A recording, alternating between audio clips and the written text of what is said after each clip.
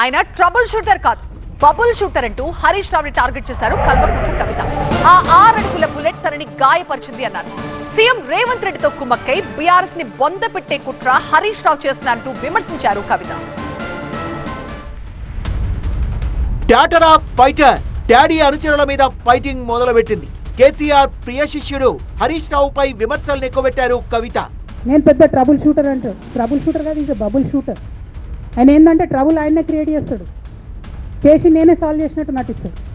అందరూ 6 అడుగుల బుల్లెట్ అని ఆకాశానికి ఎత్తేస్తున్నారు కానీ ఆ బుల్లెట్ వల్ల తనకు గాయమైందన్నారు కవిత. అసెంబ్లీలో అర్ధరాత్రి దాకా పెట్టి రేవంత్ రెడ్డి గారు కేసీఆర్ గారిని తిడుతుంటే దయ్యాలు వేదాలు వాళ్ళు ఇస్తున్నట్టు అనిపించింది నాకైతే.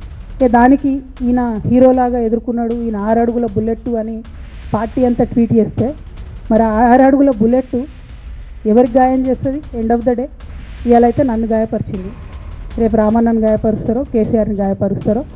జాగ్రత్తగా ఉండండి రామన్న, నేను చెప్పేది ఏం లేదు, జాగ్రత్తగా ఉండండి, కేర్ఫుల్గా ఉండండి. రేవంత్తో హరీష్ రావు డీల్ సెట్ చేసుకున్నారన్నారు కవిత. నా మీద కుట్రలు ఎప్పటి నుండి ప్రారంభమైనాయి? ఎప్పుడైతే హరీష్ రావు గారు రేవంత్ రెడ్డి గారు ఒకే ఫ్లైట్లో హైదరాబాద్ నుండి ఢిల్లీకో, ఢిల్లీ నుండి హైదరాబాద్లో ఒకే ఫ్లైట్లో వాళ్ళిద్దరు ప్రయాణం చేసి వచ్చినప్పుడు హరీష్ రావు గారు రేవంత్ రెడ్డి గారు కాలు పట్టుకొని సరెండర్ అయినాక ఈ కుట్రలు స్టార్ట్ అయినాయి, నా మీద ఈ స్టోరీలు స్టార్ట్ అయ్యాయి, మా కుటుంబాన్ని విడగొట్టాలనేటటువంటి కుట్ర స్టార్ట్ అయ్యి. నేను ఛాలెంజ్ చేస్తూ ఉన్నా, రేవంత్ రెడ్డి గారు మీరు చెప్పండి, ఆ ప్రయాణం జరిగిందా జరగలేదా? హరీష్ రావు గారు మీరు చెప్పండి, ఒకే ఫ్లైట్లో మీరు రేవంత్ రెడ్డి గారితో కలిసి వచ్చిందా రాలేదా? ఆ తర్వాత నుండే నా మీద ఈ కుట్రలు జరుగుతున్నాయా లేదా? సరెండర్ అయింది మీరు. కాంగ్రెస్ తో అండర్స్టాండింగ్ వల్ల 7 సమస్యల నుంచి హరీష్ బయటపడ్డారన్నారు కవిత. దాదాపు ఒక 7-8 ఇష్యూస్ ఉన్నాయి, ఇన్సిడెంట్స్ ఉన్నాయండి. అఫీషియల్ పిఆర్ఓ ట్వీట్ చేస్తాడు, Congress party official PRO tweet చేస్తాడు, ముఖ్యమంత్రి గారు పిఆర్ఓ, ఈ పాల వ్యాపారంలో అవినీతి జరిగిందని. తెల్లారు 2-3 పేపర్లలో వస్తుంది, 3వ రోజుకి మాయమైపోతుంది. అదే కేటీఆర్ గారినేమో 3 సార్లు విచారణ పేరుతో పిలిచి వేధిస్తారు.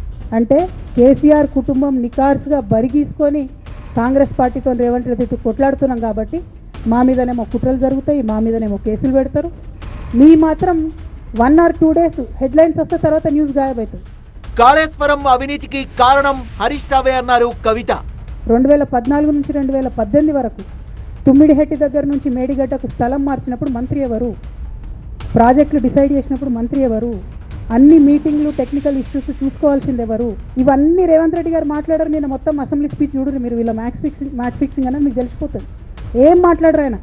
ఎంతసేపు కేసీఆర్ కాళేశ్వరం కట్టిండు, కేసీఆర్ కుటుంబం 1,00,000 కోట్లు తిన్నది.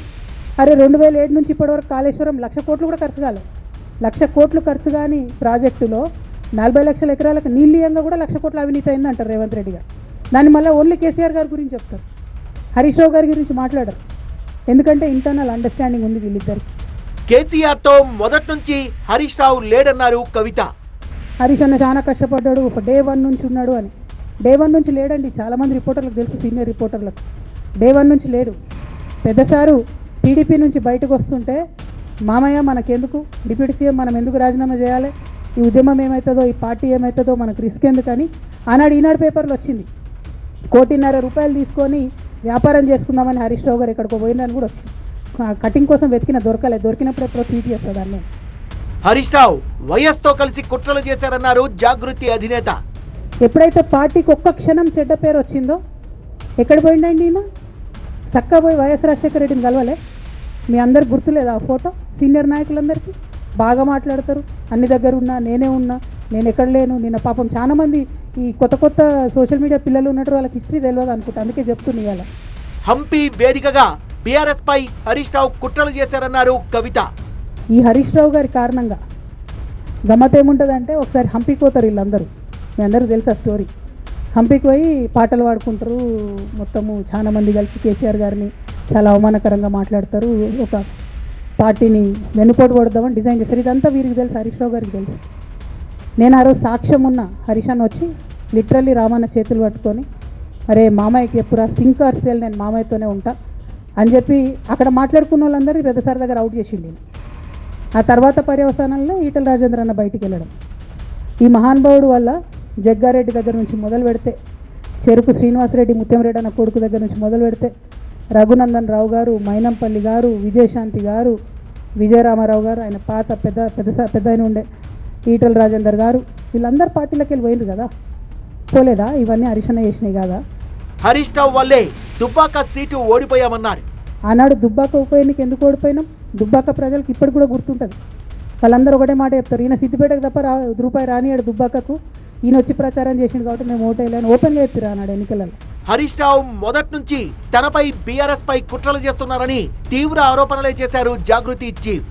మొన్నటి వరకు ఆప్యాయంగా పలుకరించిన కవిత ఇప్పుడు ఇలా నిందలు ఆరోపణలు చేయడంపై హరీష్ రావు ఎలా స్పందిస్తారో చూడాలి మరి.